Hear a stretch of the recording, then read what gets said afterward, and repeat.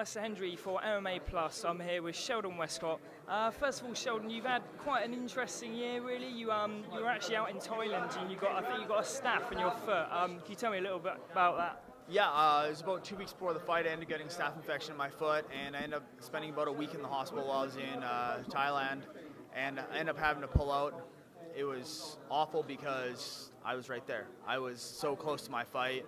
I was ready. I was physically prepared. But yeah, I had a hole almost going right down to the bone in my foot. It was bad. It was bad news. Yeah, I mean, because I know you were meant to be fighting last month as well, but the event actually got cancelled. You must feel like you're a little bit jinxed at the moment, almost. Do you know what?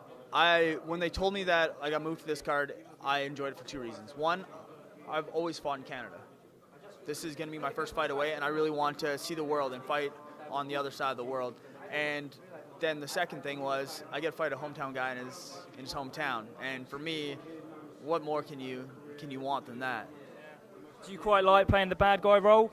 Well, it's not about playing the bad guy role. It's just a different avenue of fight. I've always fought at home. Like the majority of my fights, I've had the crowd behind me. So this is going to be, I get to step into his backyard, get booed, and you know what? And then now fight. Now let's scrap. And hopefully silence the crowd on Saturday night. Yeah, so when you were training in Thailand, what sort of an experience was that, and who were you training with?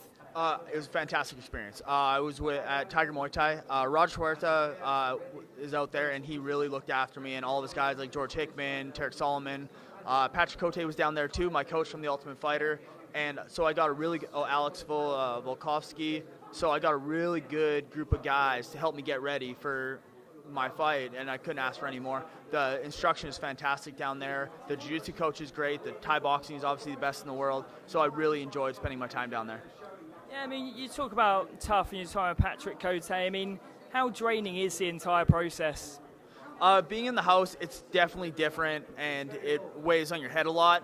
But Cote was the man for the job, and I couldn't ask for a better coach. Even before this fight, he sent me a message, I think yesterday, just tell me good luck, and we still talk. So he's one of those guys that I really actually look up to now. Like, I was a fan of him before, but now he's one of those guys that really has kind of mentored me a lot in the sport. Even when we were over in Thailand and stuff, it really helped me out. He's a great guy. I mean, I guess you got to make a lot of sacrifices on tough, like being away from your family. That must have been difficult as well. Yeah, my family is huge with me, and I love their support.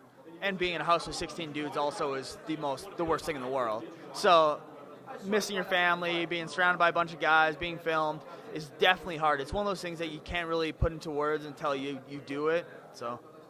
Yeah, I mean, the fight with Theodorou, I mean, for me, he looks to be an outstanding talent. I mean, you both show great cardio in that fight, really, really exciting. How far do you think Theodorou can go? He's a fantastic fighter. Elias has all the tools he really needs. He's a big dude. He gets really heavy before fights. His last fight, I heard that he got up to about 231. So, good thing I'm not a middleweight anymore. I'm back down to my regular weight class, which is 170. I haven't been here in 2 years, and this is the easiest weight cut I've ever had in my life. And your opponent, Pawel Pawlek, he lost his last fight in the UFC, but what do you know about him? It's 2015 in the UFC. He's going to be well-rounded. There's no guy that gets in and is like, oh, he's just a jiu-jitsu guy, unless you are the best jiu-jitsu guy on the planet Earth. So he's going to be well-rounded. His kickboxing looks good. His wrestling looks good. His jiu-jitsu looks good. His top game looks really solid. He has a lot of his finishes from that top side position. So he's good everywhere. It's what we expected. I expect him to be one of the top guys in the world. He's in the UFC.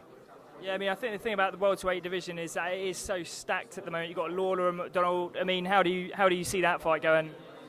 I got to go with Rory, not just because he's Canadian. I just find that I'm actually a Robbie Lawler fan. Robbie Lawler is one of my favorite fighters, but I think that Rory's skill set is fantastic. Rory's one of those guys that he's on a different level, and he's shown it every single one of his fights.